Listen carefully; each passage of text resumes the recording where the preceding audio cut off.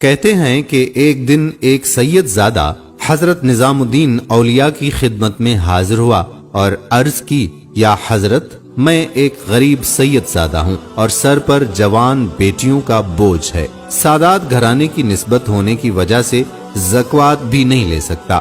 آپ میرے دینی بھائی بھی ہیں اور سید بھی ہیں، آپ میری مدد کریں کچھ۔ آپ نے اس کو عزت و تکریم کے ساتھ بٹھایا اور خادم کو بلا کر کہا کہ آج کوئی نظر و نیاز آئی ہے خانقاہ میں؟ تو خادم نے عرض کی کہ ابھی تک تو کوئی نہیں آئی، لیکن جیسے ہی آئی میں آپ کو اطلاع کر دوں گا۔ آپ نے سید زادے کو تسلی دی اور کہا کہ اللہ پر بھروسہ کریں، وہ دست غیب سے کوئی نہ کوئی انتظام فرما دے گا۔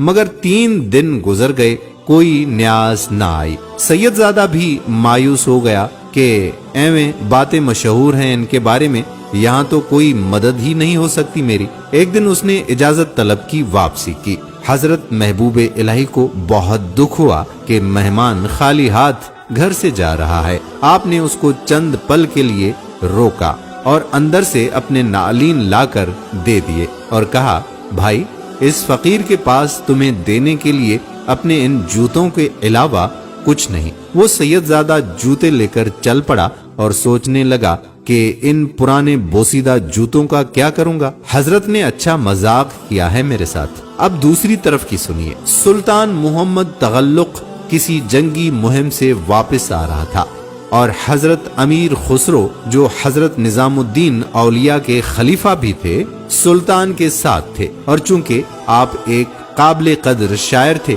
اس لیے دربار سلطانی میں اہمیت کے حامل تھے۔ آپ نے سلطان کی شان میں قصیدہ کہا تو سلطان نے خوش ہو کر آپ کو 7 لاکھ چیتل، جو اس وقت سکہ رائج تھا، اس سے نوازا۔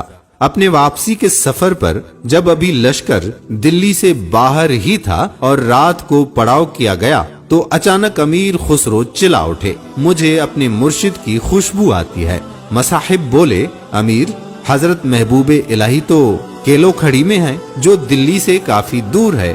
مصاحب بولے، امیر، حضرت تو کافی دور ہیں تو آپ کو ان کی خوشبو کیسے آ گئی؟ مگر امیر خسرو بے قرار ہو کر باہر نکل پڑے اور خوشبو کا تعقب کرتے کرتے ایک سرائے تک جا پہنچے، جہاں ایک کمرے میں ایک شخص اپنے سر کے نیچے کچھ رکھ کر سویا ہوا تھا اور خوشبو وہاں سے آ رہی تھی۔ آپ نے اس کو جگایا اور پوچھا، تم حضرت نظام الدین کی خانقاہ سے آ رہے ہو کیا؟ تو وہ آنکھیں ملتا ہوا بولا، ہاں، میں وہاں سے آ رہا ہوں۔ آپ نے اشتیاق سے پوچھا، کیسے ہیں میرے مرشد؟ وہ شخص بولا، وہ تو ٹھیک ہیں اور میں ان کے پاس مدد کے لیے گیا تھا، مگر اور کچھ تو نہیں دیا، ہاں اپنے پرانے بوسیدہ جوتے ضرور دیے ہیں۔ یہ سنتے ہی امیر خسرو کی حالت غیر ہو گئی اور کہنے لگے، کہاں ہیں میرے مرشد کے نالین؟ تو اس نے ایک کپڑا کھول کر دکھا دیے۔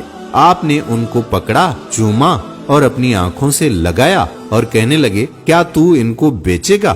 اس نے کہا، امیر، کیوں مذاق اڑاتے ہو؟ امیر خسرو بولے، مذاق نہیں، میرے پاس اس وقت 7 لاکھ چیتل ہیں، وہ لے لو، مگر میرے مرشد کے نالین مجھے دے دو۔ اگر چاہو تو دلی چلو، اتنی ہی رقم اور بھی دے دوں گا۔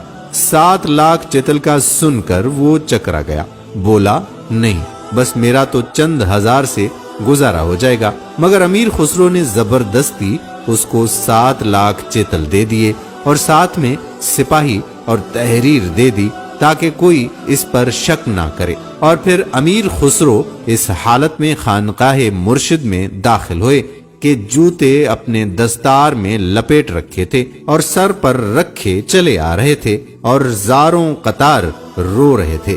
حضرت نظام الدین اولیاء نے مسکراتے ہوئے پوچھا، خسرو، ہمارے لیے کیا لائے ہو؟ امیر نے جواب دیا، سیدی، آپ کے نالین لایا ہوں، کتنے میں خریدے؟ حضرت نظام الدین اولیاء نے استفسار کیا، 7 لاکھ چیتل۔ امیر نے جواباً عرض کی، بہت ارزاں لائے ہو۔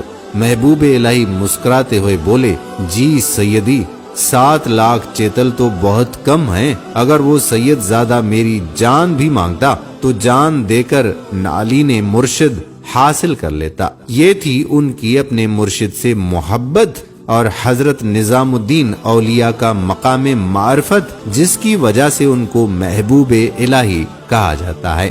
دراصل یہ واقعہ میرے ذہن میں تب آیا جب میں نے یہ شعر پڑھا، جو سر پہ رکھنے کو مل جائے نعل پاک حضور تو پھر کہیں گے ہاں تاجدار ہم بھی ہیں۔ جب حضرت نظام الدین اولیاء کے نعلین کی اتنی قیمت اور وقت ہے تو میرے آقا دونوں جہانوں کے سردار حضرت محمد مصطفیٰ احمد مجتبیٰ صلی اللہ علیہ وآلہ وسلم کے نعل پاک تو شہنشاہوں کے تاجوں سے بھی برتر ہیں۔